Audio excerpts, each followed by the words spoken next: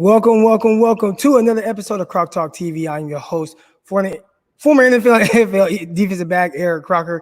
And on today's episode, we're going to talk about Julio Jones, the trade to Tennessee Titans. I think some of us saw this coming. It obviously was one of the ideal landing spots for Julio Jones. I noted that in a segment about a week ago, but a lot of people saw this kind of potentially coming about. All right, but before we get started, make sure you guys hit the subscribe button right now. We've got close to 40 of you guys are already in here. I know that number is going to keep hiking up. Make sure you hit the like button right now. And if you're not already, make sure you guys follow or subscribe to the Croc Talk TV podcast. It's on Spotify right now. I'm trying to get it on Apple. Apple's taking forever. All right. But I have a special guest here today. My guy joining me again for the second time in less than a week? Jason Aponte. What up, baby? Hey, man, you asking, and we talk receivers. It don't matter what the day is, man. You can have me back-to-back, triple the days. I don't really care, honestly, especially when it comes to my favorite player in the league being moved today. So Julio is your favorite player, huh? Julio Jones? Yeah. Yes, he is. Why? I mean, Why? I've been banging. Wait, how? So, Atlanta Falcon, 49er fan. But when you think about a wide receiver that you could build in a lab, and you start to think, well, how do you make this wide receiver? Well, you give him massive size, massive strength, massive speed, can run every single route, never does anything outside of the game, never complains, makes incredible catches on the regular, seem normal. Julio Jones is built in a lab, and he's always been my favorite receiver since he came in the league, honestly. It's just, how can you think about making a receiver in Madden? If you made him, you probably will get close to what Julio Jones' skill set offers, and he's been my favorite player since he joined the league. Honestly, Croc. Yeah, no argument there with you. I think obviously he's a terrific player. He's one of the freakiest players. I mean, going back, if you kind of look at what Atlanta used to move up, I think a lot of people kind of forget that part, right? Like, Atlanta traded up to get Julio Jones, and they gave up a ton. And there were a lot of people that were like, wow, that's way too much for a receiver. Obviously, it hasn't been. He's been amazing throughout this process. I was thinking about it today, like, man, when it's all said and done, where is Julio Jones going to rank? And this guy I was with, Mr. Smith, I was talking with Mr. Smith, and he had said, yeah, he reminds me of some receiver. And I was like, well, really, I think he's more like Terrell Owens. When you think of just this really big, physical, and fast receiver that outruns everybody, great run after catch, but that physical brand of football, I think it's kind of like Terrell Owens, but without getting all the extra stuff that T.O. might bring. So that's another thing. That's another thing that I bump Julio up for, is just being about his business and being professional the entire time that he was there, and being asked no matter what. Even in a year when he scores, I know that the stupid narrative and argument around him is that he doesn't score touchdowns. Whatever, honestly. You're talking about, that's fine. 100 less touchdowns. That's fine. You're talking about the most efficient wide receiver in the game for the last few years, honestly. And it has to do more with just luck at certain points. So if you're going to use the touchdown argument against Julio Jones, I don't know about that one, honestly. You really have to go back and look at it the right way, I would want to say. All right, so obviously Tennessee lands Julio Jones today. They traded a 2022 second-round pick. They traded a 2023 fourth, and they also got back I'm tripping. Tennessee traded the second and the fourth next year, but got back a sixth for Julio. Did that align kind of with what you thought the draft capital might have been to get Julio? Well, I think realistically what you should be looking at is how much did Tennessee take to pay him? Did Atlanta still eats, I think, about $7 million worth of dead cap as well, too? So that's something that you also have to consider when it comes into this, because it's not like the Tennessee Titans are taking on this full cap hit. I don't know if it aligned. I didn't think that anybody would send Julio in a sixth. When you start to think about the compensation, that almost sounds silly. If anybody ever came to you and said, give us a second and a compensation fourth for Julio Jones, and you get a sixth, and we'll eat seven, who could say no to that, honestly, Croc, at some point? But I think that there's a little bit more in play than just the compensation. I really think Atlanta was determined to get him away from the NFC because they didn't want to just hand somebody a generational wide receiver with a chance to lead you into a deep playoff run, because most of the time anybody who would have been in on him was a contender. So I don't know if that has a lot, but I'm going to say that they tried to push him to the AFC. Do you think that AJ Brown's pitch to get Julio Jones had anything to do with him landing there? Obviously, we saw like the little TikTok video where he was kind of hyping up Tannehill and Chris, big running back number 22. I don't know why, Derrick Henry.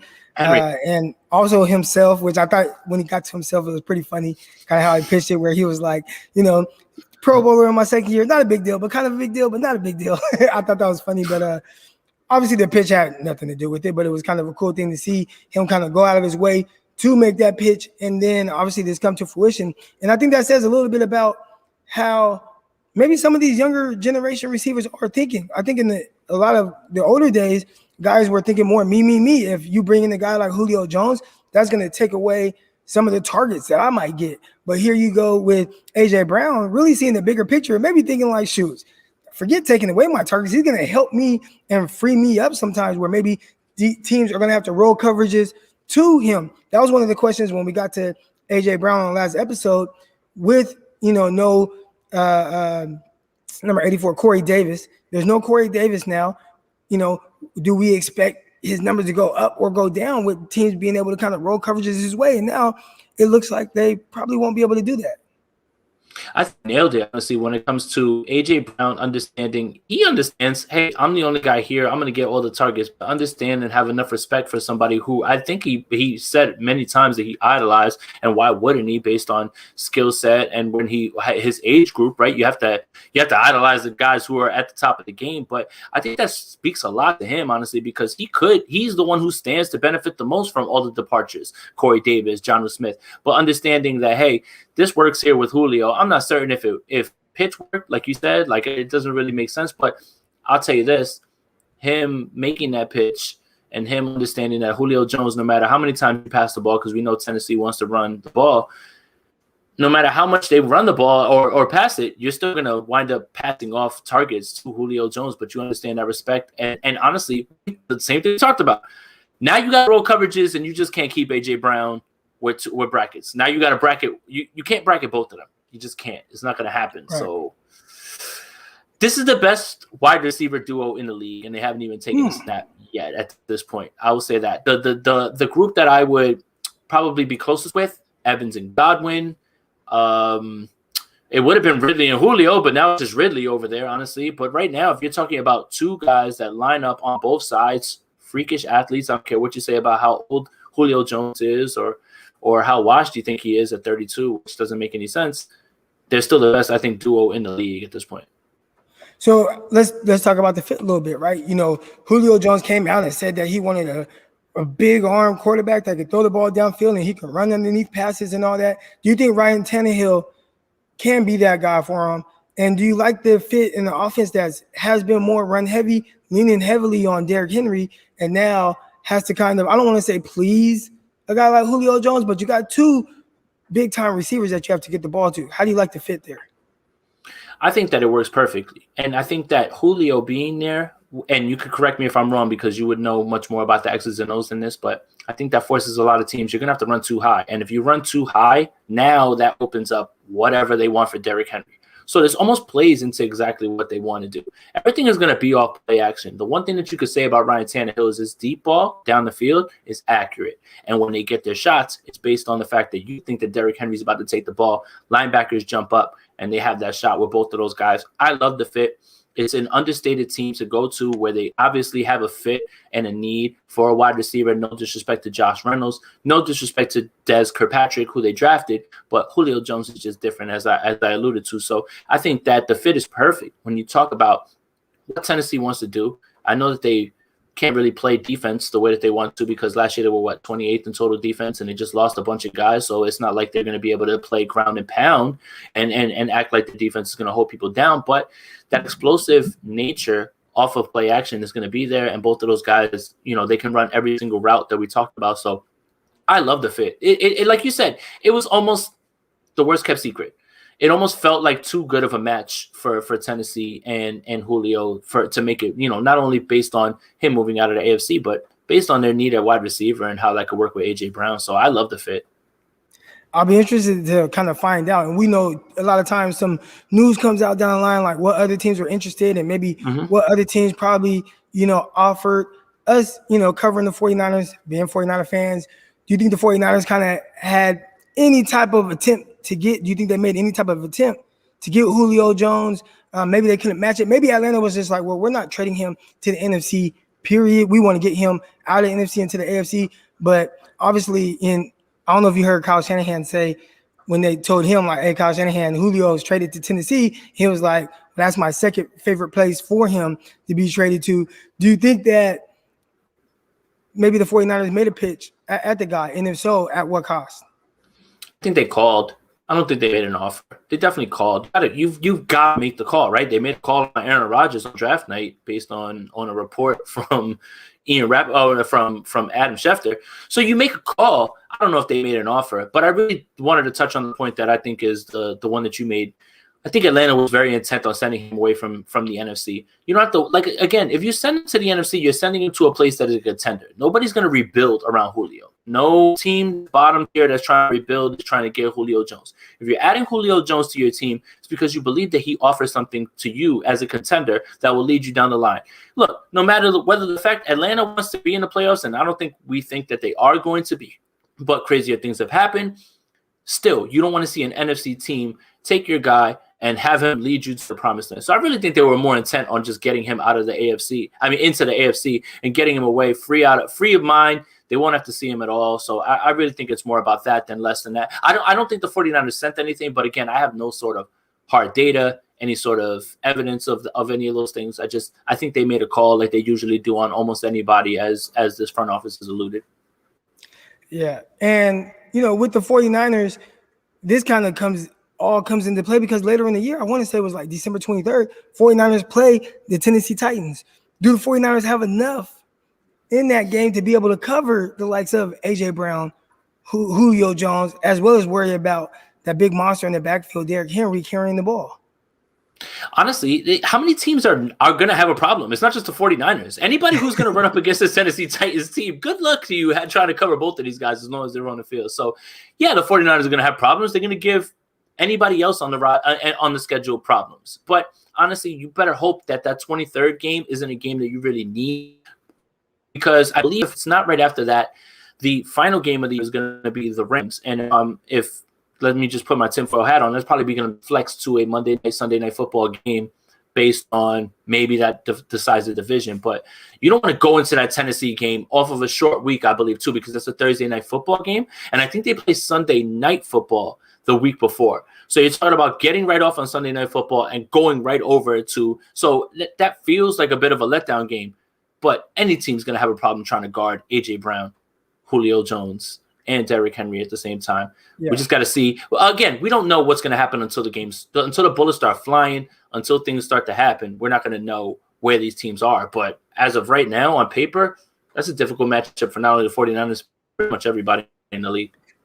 So we know a lot about the offense of Tennessee and how they are going to pose problems for all these teams with however they decide to go about it. Two big-time receivers on the outside. I think that bodes well for guys like Reynolds and Des Fitzpatrick to be able to play off of those guys and the running game. What about their defense, right? Like you alluded to the defense being kind of ranked 28th or something like that. And that's been the defense that have been good, right? They got Vrabel, who's a defensive-minded guy. That's where he came over there for, to kind of instill that mean attitude and that ability. Obviously, they kind of reloaded in the secondary. They drafted a cornerback, Christian Fulton, in the second round last year. This year, they went with Caleb Farley out of Virginia Tech, drafted him in the first round. Do you think that's going to help them kind of maybe turn that page? Is that going to be enough to where now they're a complete team and they're like a surefire contender? And when I say contender, I know there's a lot of people like, is this team a Super Bowl contender? In my head, I don't look at it like that. I just look like, is this a team that's going to make them like, this is a legit playoff team? And I think once you get into the dance, anybody can win it from that standpoint. But do you look at them as that of like, okay, the defense is going to be better now. Obviously, the offense is going to be even better. Are they a contender in your eyes?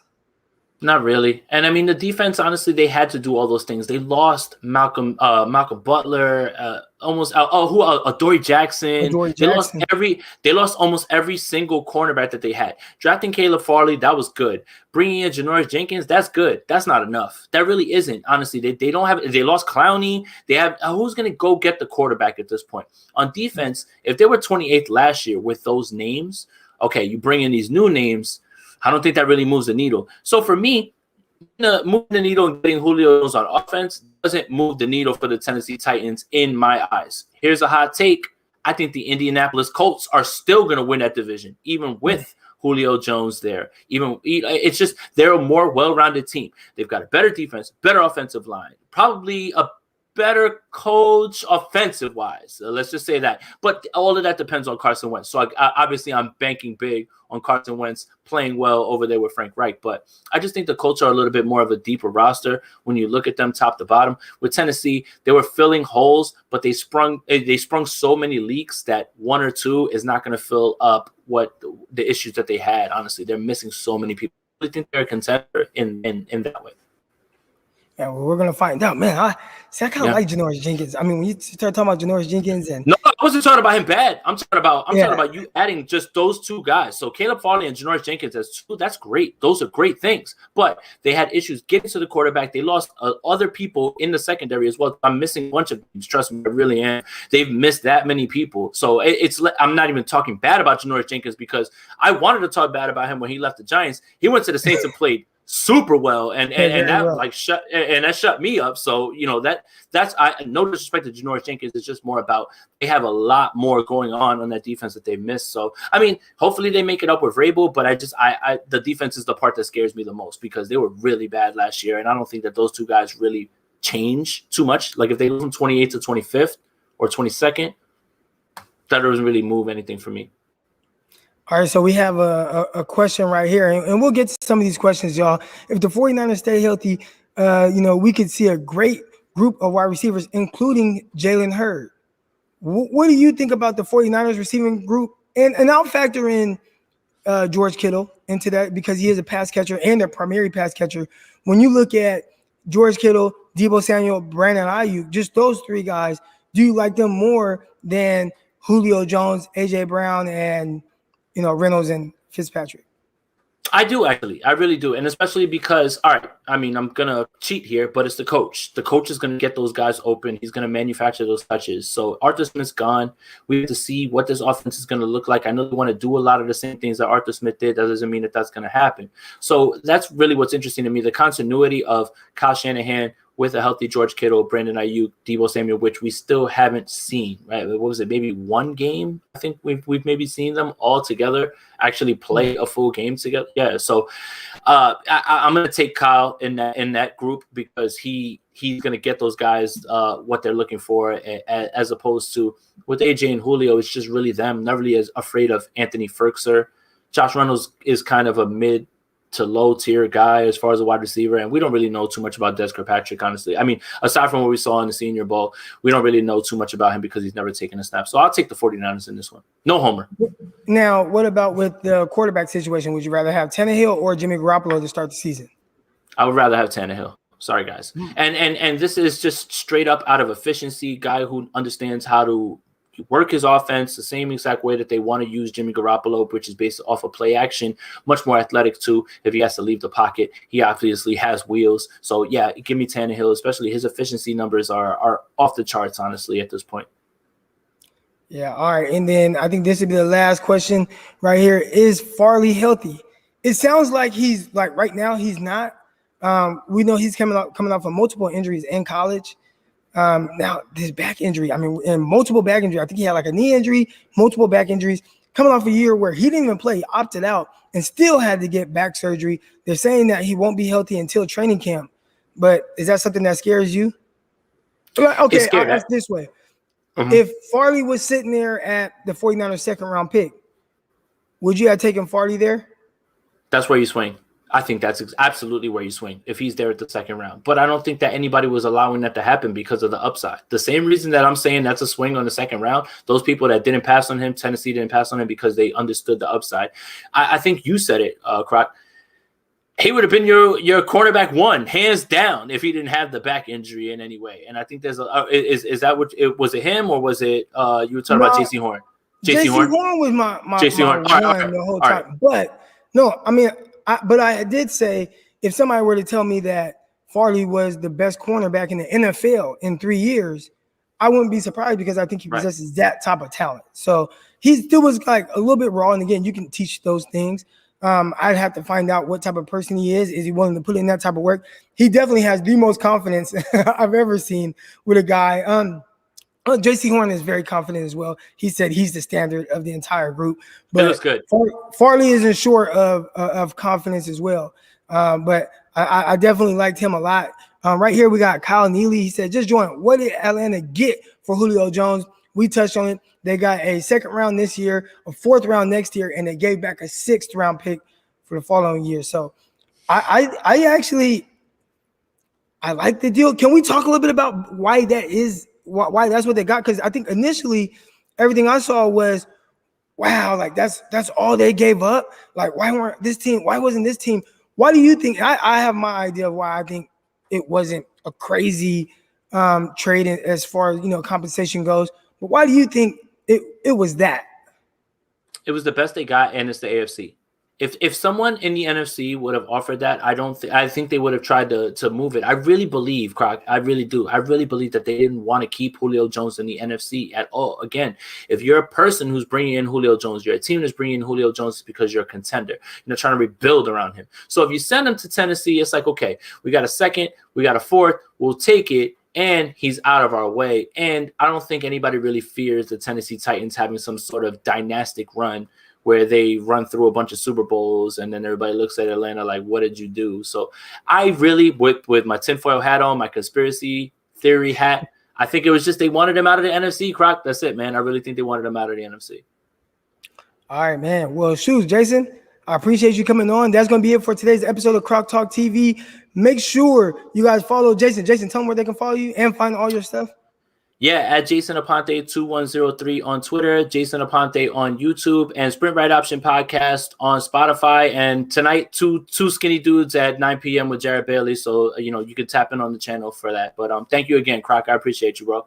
Heck yeah, man. And make sure you guys go ahead, follow him on all those different things. Make sure you guys subscribe to this YouTube channel, subscribe and like this video. I appreciate all the love. You guys keep it coming, keep coming in here. I'm going to keep the content coming, and we are out. Peace.